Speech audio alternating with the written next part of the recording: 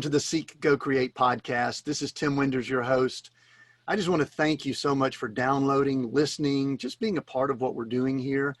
I'm just so thankful for all the comments, the shares, the ratings. I just want to say how much I appreciate you. Today, I say this every time. I feel repetitive. I am so excited about the conversation that I get to have today, and I'm excited that I've got the recording going so that you get to listen in. I guess I could say this is a unique guest, but not really. Bart Christian, I'll give you some of the highlights. He's president of Southwest Training Systems and author of top-selling book series, Simple Solutions. We'll be talking about that later. He's a trainer, a speaker. He's in the areas of leadership, communication, and some very specific niche industries that we're going to talk about. That's really one of the main reasons that I first wanted to get him on, is because he operates in a niche that I think almost everybody knows about it, but my guess is very few people think much about it. And so I think we're going to talk about that, and he's going to teach us and share with us about how he developed that niche and what he does there. But here's kind of the cool part. Bart and I both grew up in a small town just outside of Atlanta, and we have probably known each other for maybe almost 50 years, which was such an amazing thing because we're both only in our early 40s. We've known each other. Right. Bart, welcome to the podcast. Oh, Tim, it's a pleasure to be here. I appreciate the opportunity to sit down and talk to you. And seems like we just saw each other yesterday, but I know it's been a little while since y'all visited with us here in Arizona. It has. Hey, before we get started, and you and I have so many things to talk about, and we'll try not to have an old home day conversation so that people don't get bored with that. But one of the things I love to do is ask people, just give their elevator pitch. I go over the bio and talk about things, but I like to just ask people, what do you do? I bump into you on the elevator and I say, hey, what do you do, Bart? Tell us what you do. Well, we change lives in the child nutrition market. That's probably one of the most underserved, underappreciated groups of people in the education industry today. Serving selflessly from their heart. And, we have a real passion for making those people see the value of what they do and watching their eyes light up when they get a renewed kind of spirit about exactly what they are giving to the kids across the country. Excellent. All right. So you just kind of gave it away. You told people the niche you function in, and there's a term that a lot of us use. We'll maybe call them lunchroom lady. And if that is politically incorrect, you tell me, but that's the term that a lot of us used growing up. And maybe I'm trying to bridge between people listening in and understanding, but talk to us. I want you to educate us on that niche, because there are a lot of people that know about it or maybe know it exists, but they don't know much about it. So we're going to go into a lot of things about attitude, communications, and I'm going to have you teach us a lot of those things. But I would really love for you to just educate us on that niche and maybe even tell us a little bit about how you got into it. Well, there's roughly 100,000 public schools throughout the United States of America. I think it's 98 and some change. 10,000 public school districts across the country. Every single one of them serves a meal or two, or in some cases three, every single day. Now, lunch lady, as you said, is not a politically incorrect term. As a matter of fact, I know a lot of guys who wear the moniker lunch lady very proudly. I'm trying to get across this message that yes, that's endearing, but it's really not accurate in today's world. With the Obama administration, we saw massive change across the country in the regulations and these ladies and gentlemen's ability to actually serve meals that the kids would eat. And because of the reduced sodium levels and things like that, it's pushed schools more towards processed food versus home cooked food like you and I used to have. Now, I'm not going to lie, you're never going to call a school lunch 5-star dining, but it has always been healthy. It's always been nutritionally sufficient. But some of these new regulations have really tied these ladies and guys' hands and their ability to go outside of this processed program that we seem to be all on. One of the things that frustrates me to no end is when people badmouth child nutrition, because I see these people every single day. I work with these people. I've worked with districts from California to Georgia from Maine to, just all over the country. And, what I see consistently across the board is these people care. They serve from their heart. They do it for love. They do it for minimum wage in most cases. They work long hours, and they do it without really complaining. They just, and the impact that, I saw this not too long ago on the cover of the Child Nutrition, School Nutrition's monthly magazine, and it said, "A hungry child can't learn." Well, I was so excited to see that because I've been saying that for 20 years, that a hungry child, not only a hungry child cannot learn, a hungry child can't function. And in so many times in these schools across the country, and if there's any parents listening, I would encourage you to do a couple of things.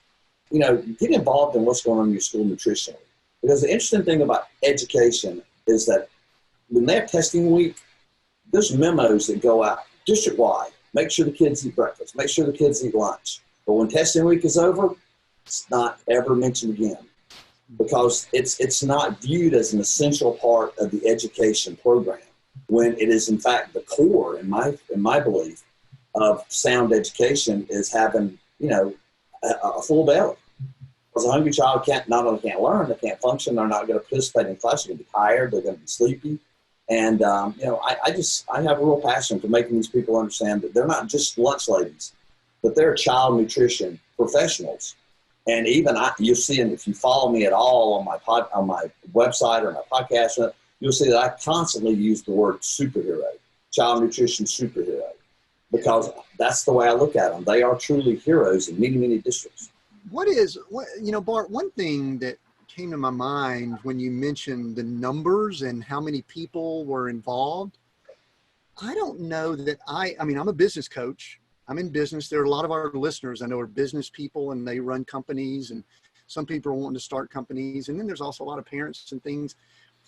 The actual scope of what goes on in this industry is staggering. The amount of people fed. We go to a nice restaurant and we have reservations on Friday night. There's a small little place here where we're at currently in Bend, Oregon. They've got 20 tables. They'll probably run, 50, 80 people through that restaurant over the course of 4 hours on a Friday evening. Right. Yeah, that's easy stuff, right? Absolutely. If you go into I live in Marana, Arizona, which is a suburb just outside of Tucson. And I go into high schools in Tucson, and they'll serve anywhere from 1,500 to 2,500 kids lunch in 45 minutes to an hour. Okay. And they do it every day. They serve probably a half to 2/3 of those kids breakfast every day. So you're talking about another 700, 800, 900 people for breakfast. So every single day they're pushing, 2,500 meals. And if they have a supper program, which is the new thing, there's a lot of underserved communities that are now having USDA funded supper programs. So you add another 300 or 400 onto that. It doesn't matter what community you're in. It doesn't matter where you are. The bottom line is the school nutrition program in your community is the largest food service operation in your community. Now, I've heard people say often, McDonald's is larger. No, they're not. In the city of Tucson, there's maybe 12, 15, 20 McDonald's, and they're doing exactly the kind of numbers you're talking about. TUSD, Tucson Unified School District alone has 90 serving sites in just the city of Tucson. Marana, which is where I'm at, has 25 serving sites. And there's multiple other school districts within this area. And, it's a phenomenal operation. Watching those people get that food in, get that food out quickly in the amount of time, because this is an interesting statistic, Tim, is that the average child in public education has 11 and a half minutes to eat their meal. Now, and that's another big push that if there's any parents out there listening, do you really realize that your child, your elementary school child that doesn't have half their teeth has got 11 minutes to eat their food? And you wonder why they come home hungry sometimes. It's because they don't have enough time. That now the older kids can just wolf it down. But little kids, they don't, particularly when you're introducing new foods like has been mandated in the past few years. Mm-hmm. They're not going to do that. And so it's a challenge. Yeah, I'm sure it's challenged. You know, it's interesting, Bart. One thing that came to my mind too, and then I'm actually about to move on. I want to talk to you about how you got into this niche, and I want us to maybe talk to other business people that are trying to get into a niche and own it, kind of like you own this niche. But I had a thought that crossed my mind, and I don't want to leave it because there are so many challenges in that industry. I actually met a man the other day right here. We're in our RV, and I met a guy in the RV park, and they're moving to this area away from Florida because both their children have some immune issues and mold and things like that. So they're moving to a drier area.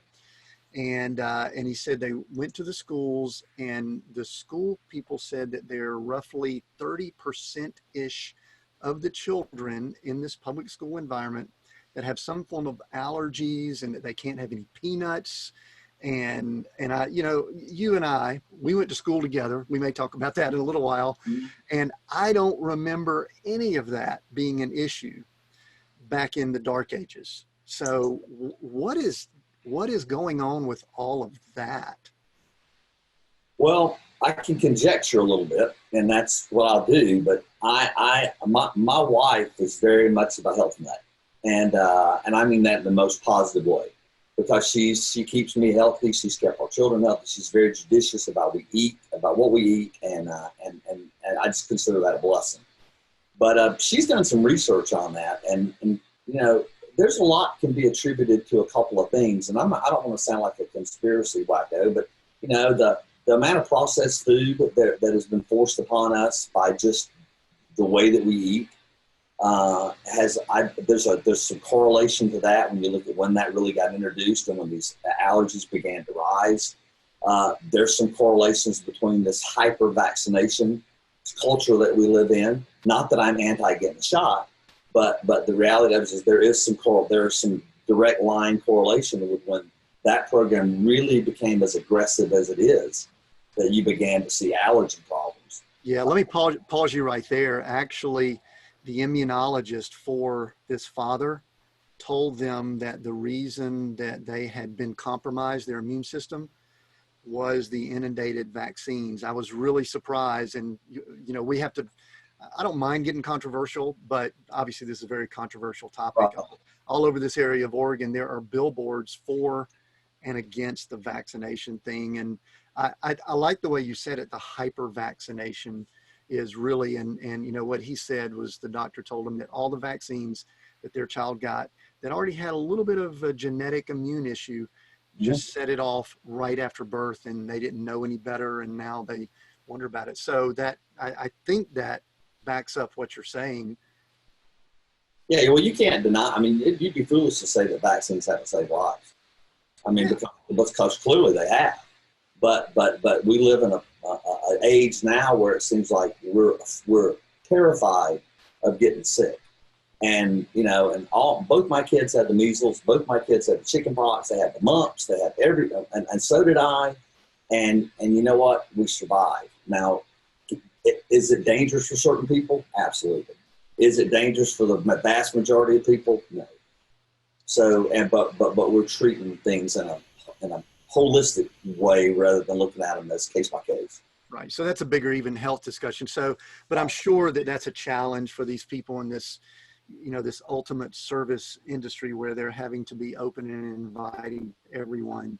So anyway, well, thank you for sharing, just giving us some education on who these people are and the challenges and all that they face. But I'll go back to something. That is a big push in schools right now, is allergens. You know, we've been asked by our customers to develop an allergen training program simply because there really is not one for schools. And it's a hot issue amongst child nutrition because there are so many kids. Yeah, right. So Bart, you've been in this industry for some time. I believe going on 20 years, if I did my math correctly and recall correctly, and when I did my research here in the last few days.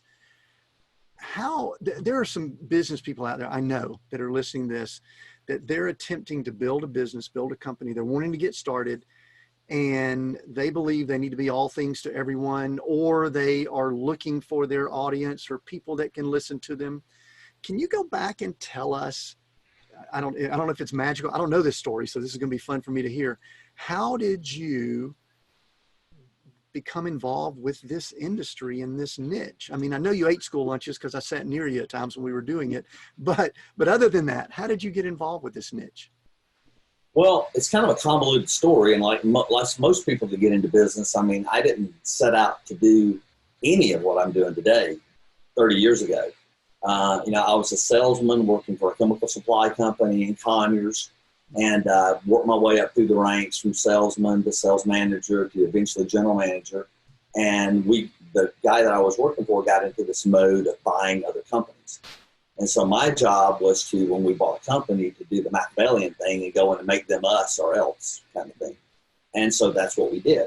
And we bought a company in Marietta, Georgia, that had this little small piece that did what I'm doing today. And it was a part of it. And when we bought the company and we began to integrate together, the guy that I worked for, the owner of the company, said, well, I don't want to do the school thing anymore. I want to just shut it down and do it. But I had been looking at it and researching it. And I said, well, Ronnie, I said, let's keep it. And just let me play with it and see what we can do. Well, we quickly, within a year, took it from being just a fraction of our business to a substantial, extremely profitable part of that company. And he and I had a little bit of, I don't want to say a falling out. We had a difference of opinion on the direction of the company.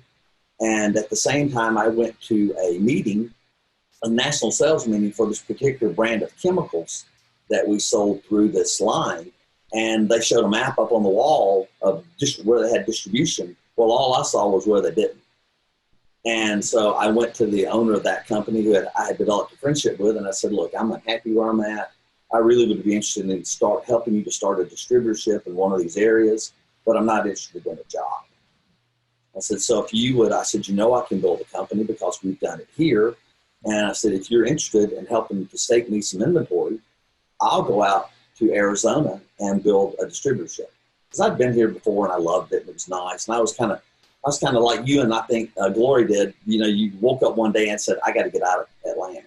And that's what we did. And so my wife and I, along with a friend of mine who was going to be my business partner, we made the decision to move out here. And, I'll tell you this is kind of talking about a God thing. When we came out here to look at houses, this happened, we made this decision in April. We were living in Tucson by the end of September. So that's how quickly we did it. In September, we flew out to look at houses, myself, my wife, and my best friend, and who was going to be my partner. And he died on the trip. He had a pulmonary embolism and passed away right while we were in Arizona for the first time.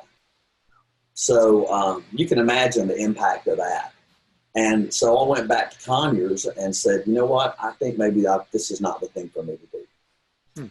And this happened. And I said we moved in October, not September. So, but I went through about 2 weeks of really making the decision not to go. And things started crumbling around me. Everything that had been good that I had been, it just started to crumble around me. And we had tried to sell our house. Our house wouldn't sell. We realized that if we didn't sell a house, we needed X number of dollars so we could pay our house note while we were living in Arizona. So we prayed. I prayed a really simple prayer. We're laying on the bed the day after my friend's funeral, looking at the ceiling, just pulled the for sale sign out of our front yard, made the decision we're not going to go. This was a Friday. Okay, made the decision we're not going to go, and I prayed this very specific prayer to God, and this was it. I said, okay, God, you want me to, this is exactly what I said, by the way. I said, okay, God, I said, you want me to move so bad? I tell you what, I said, I need somebody to come look at this house, and I need it to happen soon. Well, I should have asked for somebody to buy the house, because within about an hour, there was a knock on the door. Somebody walked up to my front door and walked into our house. They said, is this house for sale? We're taking the sign out. Sign's gone. Sign's out of the yard. They said, is this house for sale? And I said, well, yeah, it is. And they said, well, can we look at it? So they walked around and spent time with them looking at it. Answer to prayer one, right? Okay. Saturday morning, of course, they didn't buy it because they didn't pray for them to buy it. That's what I'm saying. If I give any the listeners any advice is when you pray, be specific, okay? But the next day, I'm sitting in my office, which is a building out in the back of my backyard, and I'm sitting there with my feet propped up on my desk, literally nearly in tears, going, I don't know how I'm going to, and I'm feeling this urging by God, but I can't, I just don't feel like it's what I should do. And so I pray another prayer. This is it. Okay, God, you want me to move so bad, I need $1,250 a month from the get-go, or we can't move because I can't make this house payment while we're out there. Kim, I'm not lying. It was if it was 5 minutes, I don't think it was that long. The telephone rang on a Saturday, okay? It's the president of the company that we were going to distribute chemicals for. And he says, hey, Bart, listen, I hate to bother you on a Saturday, but I had just had this thought. We have some prison business out in Arizona that if you would be willing to service it for a short term, we'll give you the commission on that. It's existing business, and you can help it get you started. And I said, what's it pay? He said, never has it been less than $1,250 in the past 12 months, but it's usually around $1,500. And when he used that exact number, I literally hung up the phone, tears pouring down my face. And I said, okay, God. And I got up out of my chair, walked down to the house. I told Melissa, I said, get the boxes out. We're moving. And everything has moved. And that, I mean, I can just tell you story after story about things we would pray for, and it would just happen. And I don't know, what God's plan was. I trust it, but I do know that his plan was for us to be here right now. Yeah, I agree.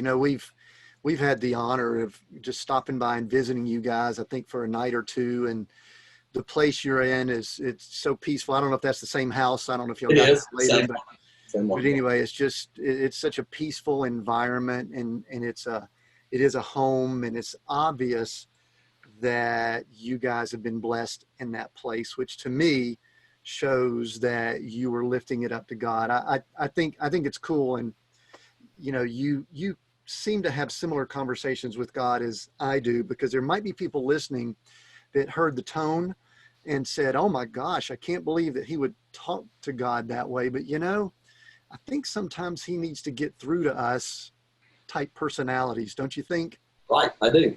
And I go back to, Job, and Job had some pretty harsh conversations with God, and God just let him talk. And then, but he made Job realize that, it's going to be okay, but you just got to trust me. Yeah, absolutely. Well, that's a great story. And I'd never heard that. So really there was divine connection for you getting in this. And so there wasn't really necessarily strategy. It was just you being open to what God did, which to me is more powerful than us saying do 1, 2, 3, 4 to get involved with a niche. But before we get too far away from Conyers, is there something else you wanted to add there? No, I was just going to say that it was when we moved out here, I mean, it was a struggle. We had 6 schools, which generated a revenue of about $550 a month.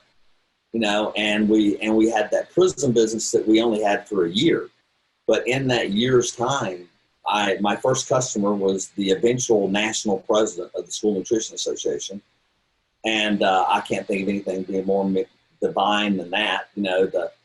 I've written a book called Dealing with Difficult People that the foreword in that book is written by another former national president who was instrumental in helping me get another aspect of our business started. And she was my first customer I ever had in Georgia. So the groundwork was being laid. I just didn't quite see it. If that makes any sense. Yeah, that's cool. And I've actually got some questions for you about the books. I was able to go through those, and they're packed with some great information that everyone can benefit from. But before we get too far away from Conyers, Georgia, I want to ask, we grew up in a small town outside of Atlanta, Georgia during the 70s into the 80s. Mm-hmm. And in many ways, I think it was one of the best places to grow up and all. But I just wanted to hear you say, because I actually know we've got a lot of listeners that are from that area and that still have connections to the Atlanta area and all. tell us maybe some of the best things about growing up there, and maybe something you wish was different. I mean, I don't like to just make things rosy and all that. I do want to say this. I ran across a picture recently that you and I were in, I believe this was correct, on a Little League basketball team. The jerseys were green. Our arms were about the size of twigs, and our legs too. We were wearing Chuck Taylor high tops. And I remember those green jerseys. My skin still itches today from those jerseys. So we were balling. We were on the same team, man. Am I right? Is my memory correct? Right. You're only a year younger than me, so. Yeah. I know. I know. I look a lot younger, but. Yeah. This is audio right now. We're recording it at the video. We're not sure if we'll ever release that. But tell us a little about. About my best memories of Conyers. Yeah, just growing up in that area and some of the good things that made you who you are and formed you. I know your family. I know your incredible wife, and I know her family. I went to school with all of them. But what are some great things about it? And then also maybe just a little bit of, to be fair, what are some things that maybe you wish you didn't go through in that environment? Well, the thing about Conyers back in when we were there, and it's a dramatically different place today. But the thing about Conyers when we were there is it was truly a small town. I remember walking from my grandmother's house in Old Town Conyers, what they called it, down to the grocery store and knowing everybody along the way, almost like a Mayberry kind of feel where, people would sit on their front porch and say hello. And, if you got out of line, I'll never forget, I was speeding one day on the interstate, and I passed a state patrolman on I-20, and I topped the hill. There he was. He didn't pull me over. I just kept on going. I got off. I went to work. I came home that night, and there was a state trooper sitting in my driveway of my parents' house, and it was a friend of my dad's, and he recognized the car. He didn't give me a ticket, didn't pull me over, let me go to work, but he had called my dad and found out when I was supposed to be home from work, and he was there waiting on me to talk to me about slowing down. And that was just the kind of town that it was, and we knew everybody, and I think the thing that formed me the most from my childhood experiences is the importance other people placed on me, and in turn made me realize the importance of them to me. And then, my parents both worked hard. My dad was constantly with 2 jobs. My mom was constantly with working in a beauty salon. I mean, they're from spas now, but it was a beauty salon. And she worked there, and I just remember them working really hard. I remember spending a lot of time with my grandmother. My grandmother infused a lot of things in me about love for God and respect for other people, and and I could just sit and just rattle on the phrase after phrase after phrase that my grandmother instilled in me. And I've got a friend who I'll say things to. So my grandmama told me this, and he finally one day said, "Did your grandmama really say all this stuff?" And I said, "She really did." But I mean, no, those are things that I remember the most. I remember, when we went to school together, we looked out for each other. We had differences. We were kids, but everything was, very seldom did we do things to hurt somebody. We might do something to mess with you, might do something to make you a little uncomfortable sometimes, but the aim was not to hurt anybody. And I think that's sort of kind of missing today in some ways. So, I can't really think of much that I think of badly from Conyers, because I mean, I wish it were the same town it was now. I wish I was then, rather, and I wish I had an opportunity to bring my children up in that, but that was not to be. But I think that small town environment made me appreciate hard work, made me appreciate other people, made me appreciate God, and made me appreciate the fact that we live in the greatest country on earth. Yeah. It's really cool, because when I'm reading your books and listening to you speak, I actually hear nuggets of where we grew up constantly sprinkled throughout all that you speak about and share, and stories. And, I think even in one of your descriptions, it says, small town, Southern upbringing, type thing and all, which is really cool. And there's an importance to family. And I know right now your businesses, and you've got multiple companies, and maybe this is sometime you can maybe share a little bit about the different companies, but right now you've got your entire family. You've got your daughter, your son, and I know your wife, Melissa, y'all all work together. We kind of do the same thing. And we've talked before, it is awesome most of the time. Sometimes it could be a challenge, but tell us a little bit about, number one, just kind of give us the breadth of your companies and businesses and talk about how your family is involved with that. I think that'd be a blessing to some people listening in to hear how that can be structured and how people can do it without hurting each other. Well, Southwest Training Systems is my core business, and it's what we started in 2000, and we've been in business. It's our 20th year in business. My whole family's been pulled through that. My wife and I, we started it, and what we do is we go into public school cafeteria environments. We provide a very small amount of cleaning materials, and I really mean a small amount. And that's how we started, and we built this niche of services, rings of services, I guess you'd say, around that chemical program. And my wife was instrumental in helping me go and see schools. And actually, we worked it together. She would go see some, I'd go see some. And I carried my son with me quite a bit. We homeschooled him the first year we moved out here because the move was a little bit more traumatic on him because he was 11 and my daughter was a baby, so she's in Arizona. So I carried Wesley around with me, and he actually helped me. And so, people still to this day, they'll see me and they'll go, "How's little Bart doing?" And I'm like, it's little Bart's Wes now, and Wes is 6'4" and got a baby of his own. But we did that, and then, we trudged along with that for about 9 years. And the first 5 were like any other thing. They were hard. The first 2 were extremely hard. The first 3 we struggled getting through and didn't know if we were actually I actually got offered a job from a couple other companies and seriously considered taking them because it just wasn't. But I had remembered a conversation I had with the guy who owned the company that we bought the chemical program from. And he said, "Bart," he said, "how long do you think it's going to take you?" I said, "It's going to take me 3 to 5 years, but I guarantee you by 5 years we'll be, because I was starting from scratch."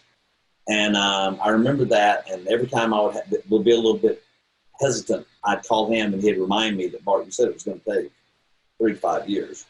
And so we did. And it was almost as if God fulfilled that prophecy, because in year 4, right towards the end of the 4th year, everything changed.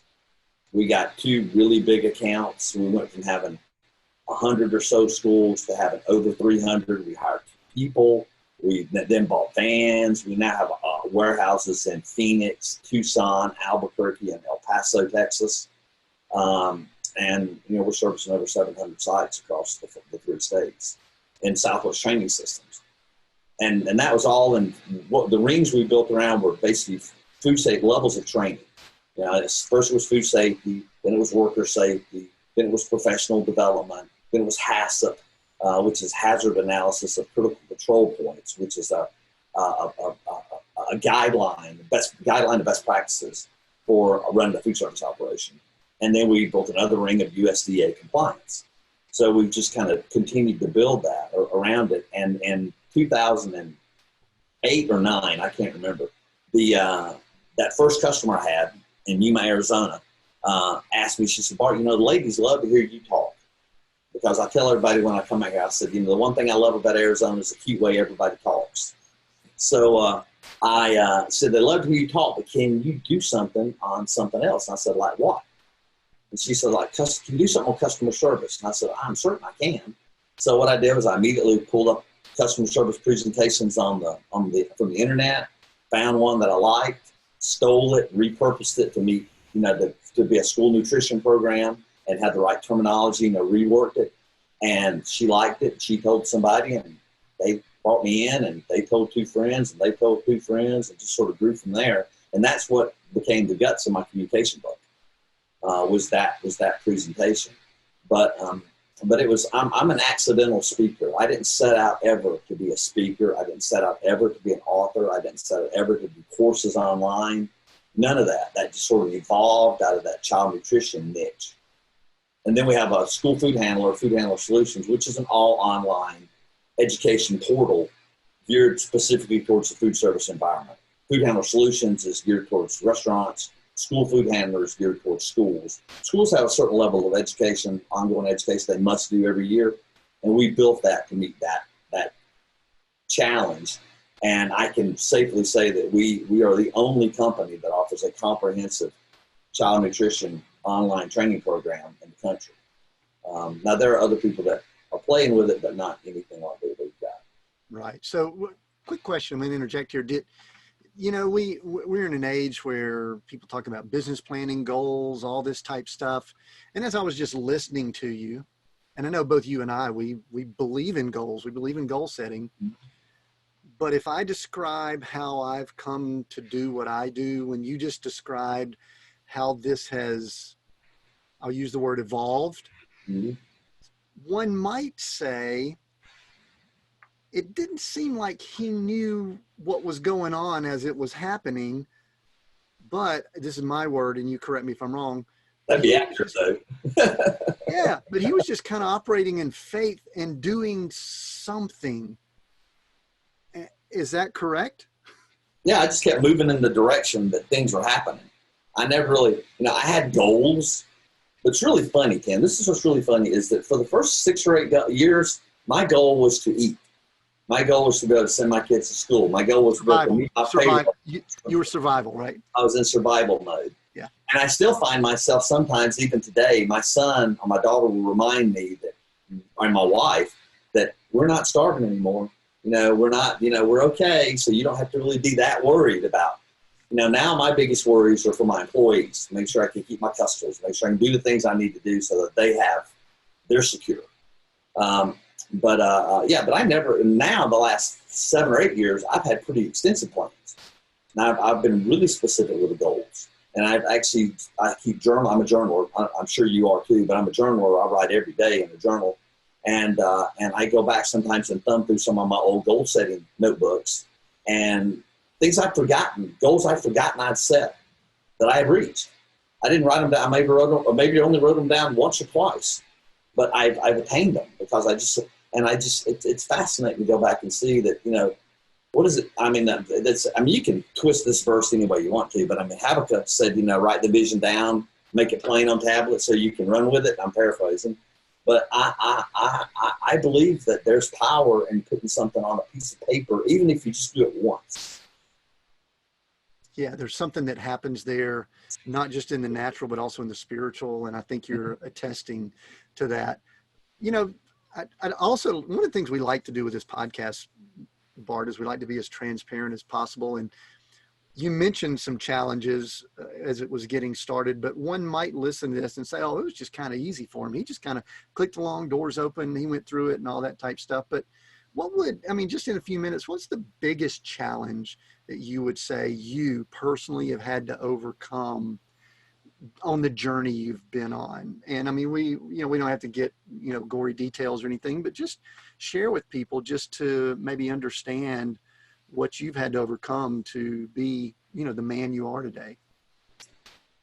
Well, from a business perspective, the obvious challenge to starting any business is money, because we didn't have any, so we learned to be very, very creative in how we, how we got money and what we did with our money. We became very conscious of the power of budgeting and very conscious of the power of being cognizant of every penny, really, which is something I'd never really done. So that was one challenge I had to overcome, was the need to begin to budget better. From a personal perspective, I think the biggest challenge I've had throughout the last 20 years is self-sabotage. Is that I get to a point where things are going I've always joked with my wife that I'm a wartime concierge. I am extremely good when things are under pressure. That's arrogant to say, but I really am. If there's something going on and there's fighting going on, I'm the guy you want in your corner.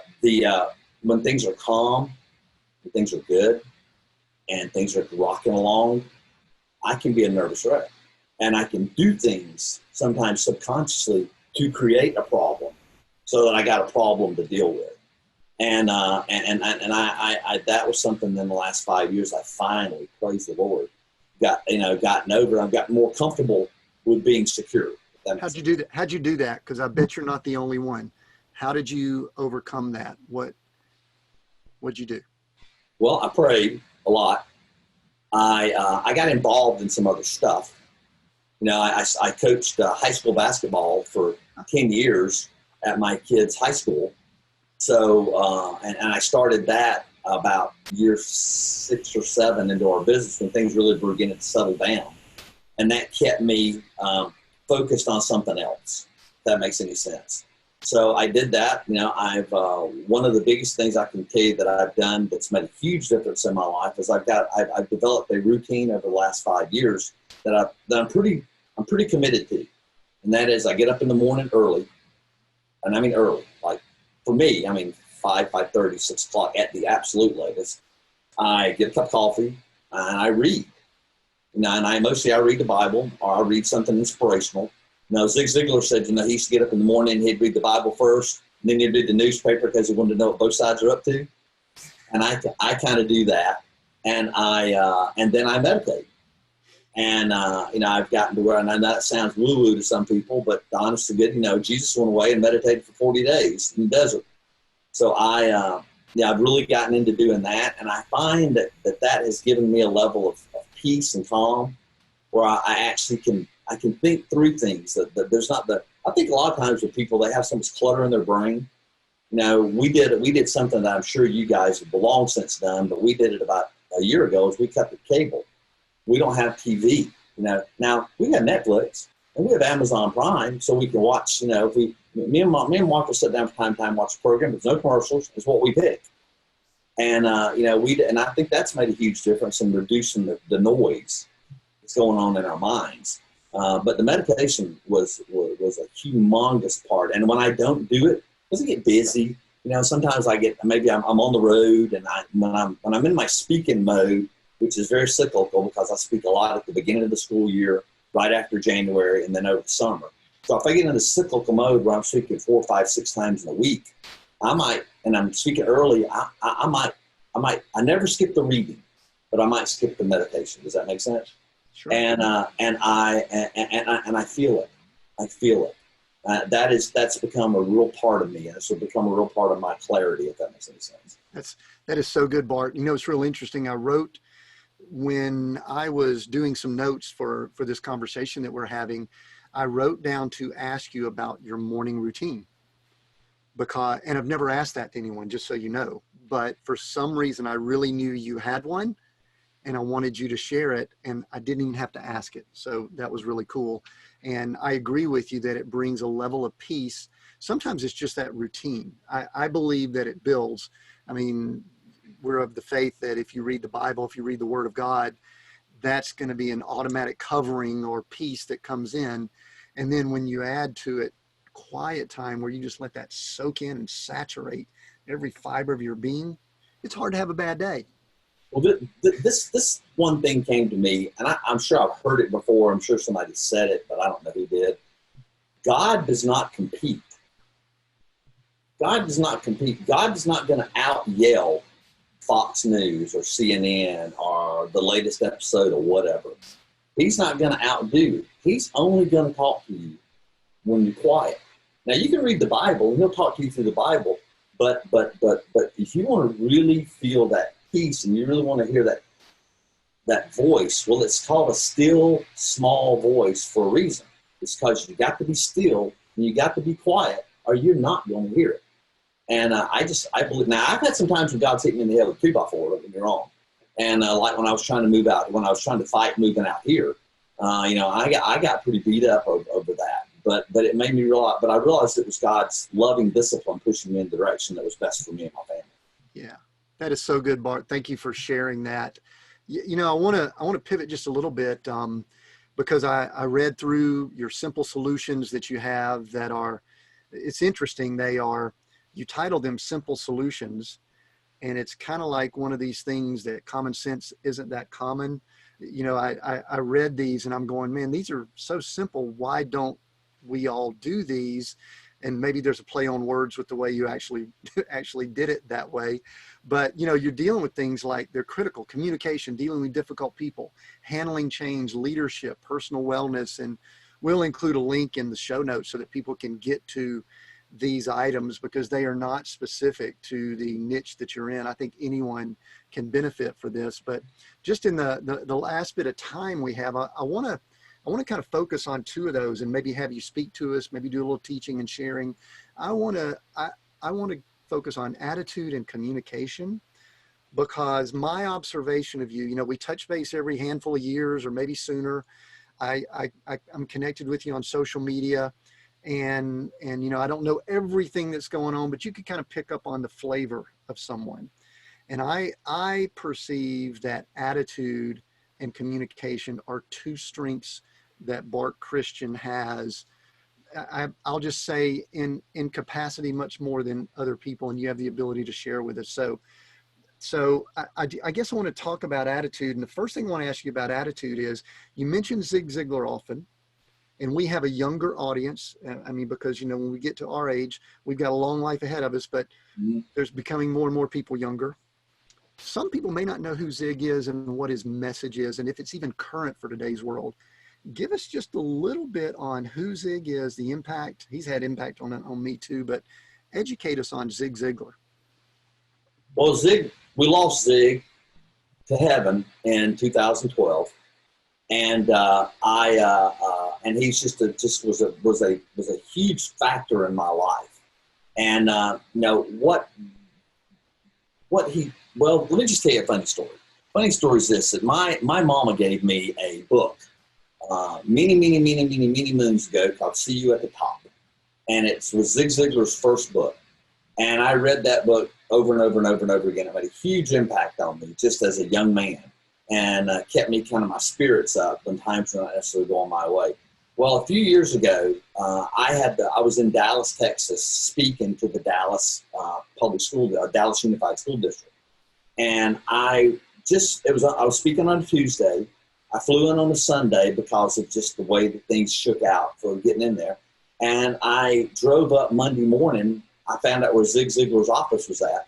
I drove up to his office in Plano at 8 o'clock in the morning because I had to be somewhere at 10. It was in that neck of the woods, and or not 10, but later that afternoon.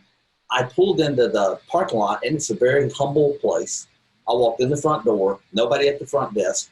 I yelled down the hall, hello, and I heard a lady yell back, hey, come on back. So I walked back there and was talking to her, a lady named Lori Majors, who if you ever read any of Zig's stuff, you'll hear her name predominantly throughout.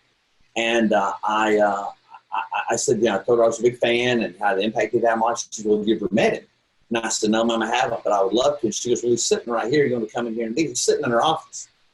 So I went in there, sat down with him, and had a one-on-one conversation with Zig Ziglar for almost 4 hours.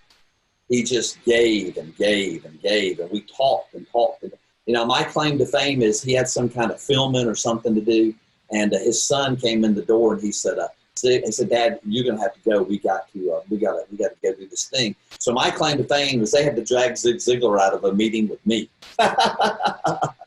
But it was all happenstance and all a God thing. But bottom line is, you asked me who Zig Ziglar is. Zig Ziglar is probably the paragon of true, simple advice that doesn't work sometimes. It works every time. And when I became with the title of my series called it Simple Solutions, it's because I learned something from reading all of Zig's books, and he's written a blue million now. But it's that we make things harder than they have to be. They don't have to be as hard. Good communication is simply built on a habit of appreciation for the other person and listening. Now, there's all kinds of things that go into that. But I mean, if I look you in the eyes, and as I make eye contact with you, say something simple as this in the back of my mind, is that you're important to me, and I honor you. Okay, and then I don't say it out loud. I mean, that may be kind of creepy, I guess, but say it in the back of my mind, and then develop the habit of listening to hear versus listening to reply. And that's what so many people do. They're listening to somebody else, and their whole mindset is on what am I going to say next? What am I going to say next? What am I going to say next? Instead of trying to listen to what the other person's saying, take a deep breath, give it a 1, 2, 3 count, and then speaking. And so many people, they react versus respond. Yeah. So is Zig's message, I'm going to be a little bit of a devil's advocate here. I'm going to ask you a few questions that are going to maybe going through the cynical mind. We're in a very, we'll call it challenging society, very, very diametrically opposed, their sides and things like that. And you're talking about things like communication. You used a word honor that's rarely used in society today. And is the message you just spoke about, Bart, does it really apply in our society and culture today? More than ever. Because I'll tell you, the more people that somebody posted this on Facebook the other day. They posted this and said, are there more good people in the world than there are bad people? And I was amazed at the responses, number one. But and encouraged all at the same time. And, I think the bottom line is there are vastly more good people in the world than there are bad. And those people who spend their lives focused on watching the news, reading the paper, absorbing all the bad stuff that's going on in the world, then their natural reaction is to think the worst of everyone. I mean, for those people, I can only wish them that they would have a light bulb go off that would make them realize that they need to stop watching that stuff. Because I tell people, I start off, and I don't start off this way, but with most groups, in the first 5 minutes, I ask this simple question. How many in here watch the news every day? And their hands will go up. And I'll say, well, for God's sake, will you please stop? I said, because I keep up with the news periodically every 2 or 3 days. And you know what astonishes me is it don't change. It's the same stuff. So if you watch it every day and they're telling you that regurgitating the same bad story every 15 minutes, well, you're going to think the worst of everything. So, but you said the word honor. Is the word honor still relevant? Yes, it is. Because I think that, I asked Zig, when I was sitting talking to him, I asked him, I said, Mr. Ziglar, what's the most, he always talks about you can have everything you want if you help enough other people get what they want. And I asked him, I said, what do people really want? He said, well, people want to feel relatively safe, they want to feel relatively secure, and they want to feel relatively important. And I said, which is the most important one? He said, that's easy. It's important.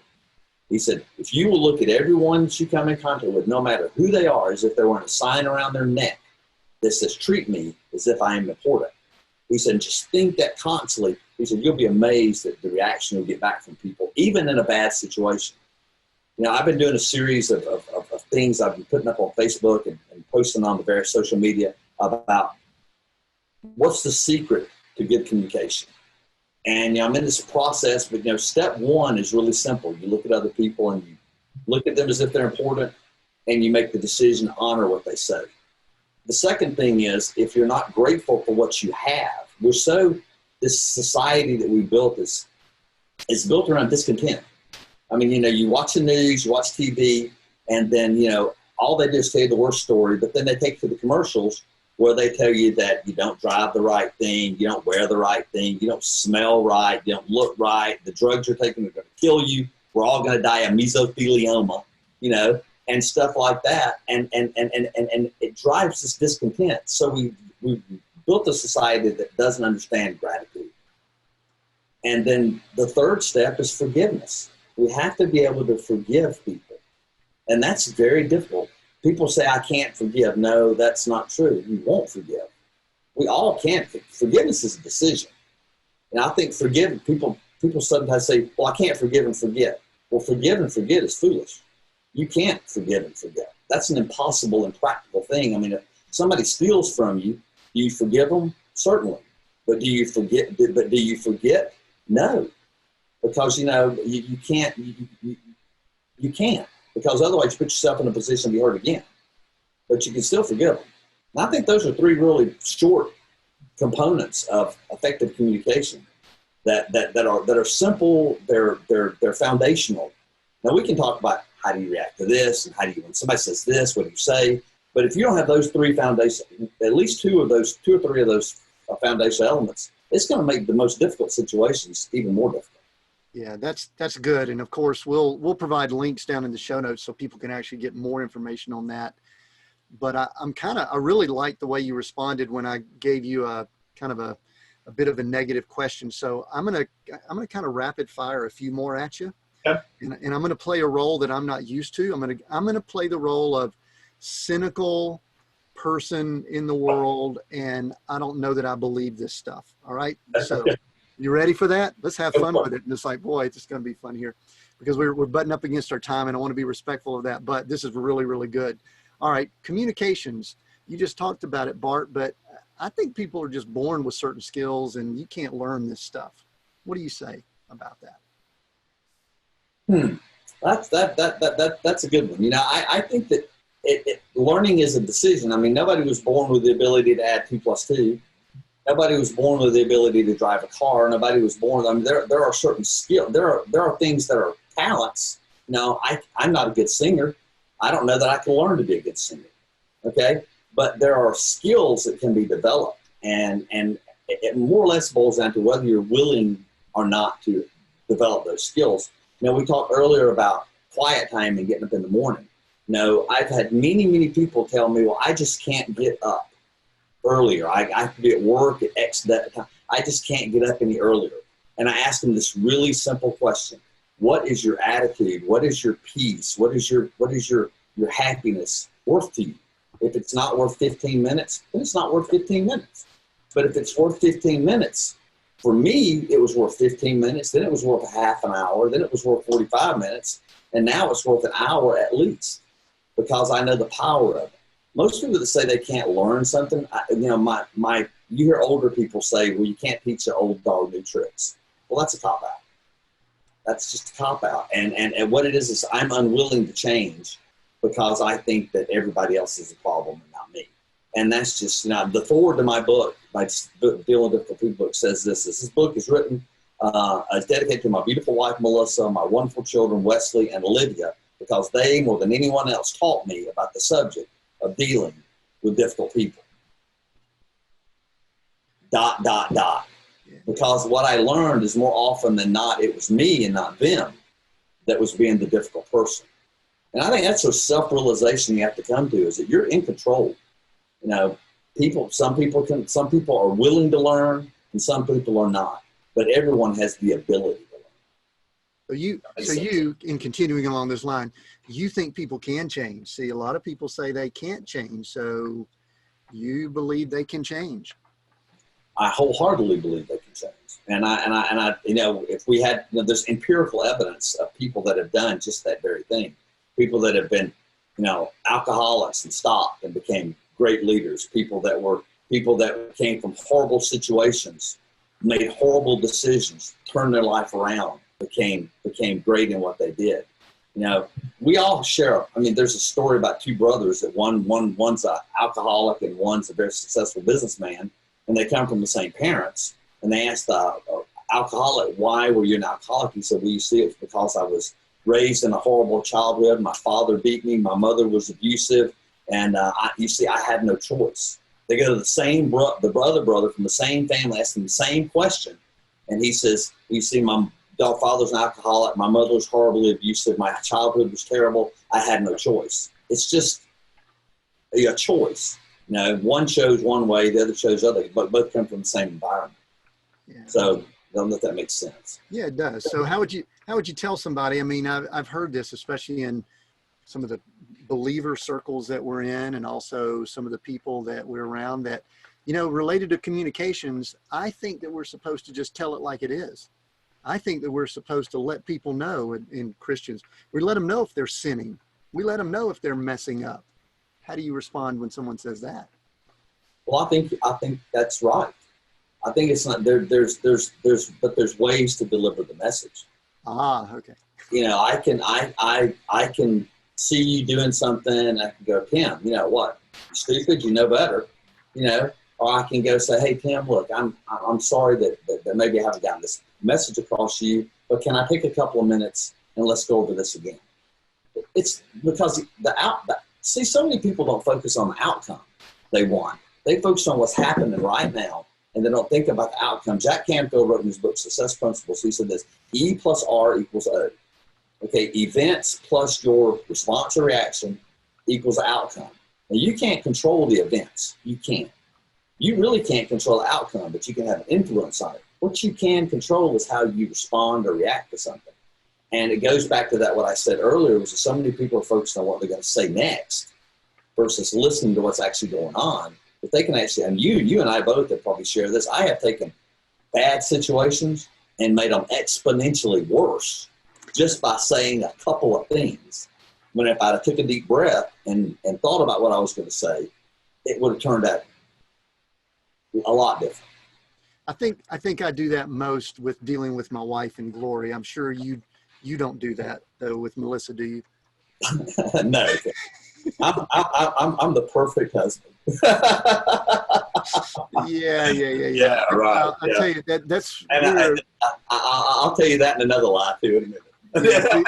I believe it's a great reflection that we're both 30 plus years marriage of the grace of the Father. Amen. That we have been able to do what we've done. Bart, I have so enjoyed talking to you. And here's the good and the bad. You and I could probably do this for another few hours and it would be awesome. We would enjoy it. But, we've already gone a little longer than typical. Tell us there's another question I'll ask you to kind of follow up to wrap up, but what's next for Bart? What are you excited about? Is it, maybe dinner or even some goals that are coming up here in the next year? And what's next for you?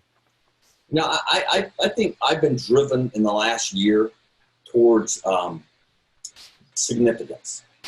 I've been in survival mode for years. I've been secure for a few years now. Now I think I'm wanting to do something that will make an impact. And I'm not looking to make an impact on the world, because changing the world is kind of a daunting task. But I'm very interested in changing myself continually and trying to touch one other person. And if I can touch one other person on a regular basis, now I can stand in front of a group of 5 people, 50 people, or 5,000. And I've done all that.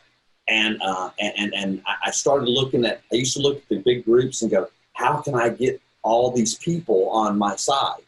But when I stopped and I said, how can I make sure that I don't miss that one person in this audience that needs this message? Everything changed. And it made it a lot easier to talk to big groups. It made it a lot easier to talk to small groups, because I realized that I wasn't there for them. I was there for that one person. And that's my prayer every single time I step on stage, every time I get in front of the camera, is that God, please don't let me miss that one person. Yeah, that's so good. Thank you for that, Bart. What's the best way for people to get in touch with you if they just want to reach out or learn more about you or get some of the additional training and books that you have? We can put it down in the notes, but how would they reach out to you? Well, my website is it's real easy to remember. It's bartchristian.com. So and then if you want to find me on Twitter or Facebook or Instagram, any of that, it's Bart Christian as well. On Instagram, I think Twitter, one of them is Bart Christian 1, but it's all some variation of Bart Christian. And then obviously we've got we're going to be rolling out some things, and we're going to be, as you get on the website, you're going to see some new courses available, some new things. We're taking some of this information that we've been accumulating over the years and trying to package it so that some of the things I've been delivering to groups across the country, package it in a way that someone can possibly sit at home, pull up some information, get some of what I've been led to that I believe is pretty good information, and apply it to themselves. Because I use the word simple solutions for everything, because the answers to problems are quite often very, very simple. They're not necessarily easy, but they're very, very simple. And I try to keep it there, because I think that's, we can psychobabble things to death. But the bottom line is, there are usually simple steps to fixing or remedying or finding a solution to your situation. Yeah, that's good. And I highly recommend people reach out to you, and obviously people that are in the industry, but I think anyone can learn a lot of valuable things from you. The title of the podcast, Bart, is Seek, Go, Create. There's a lot to those words, but one thing I like to ask guests as we wrap up is, which one of those words jumps out to you and why? Maybe it has some meaning or says something to you. Seek, go, create.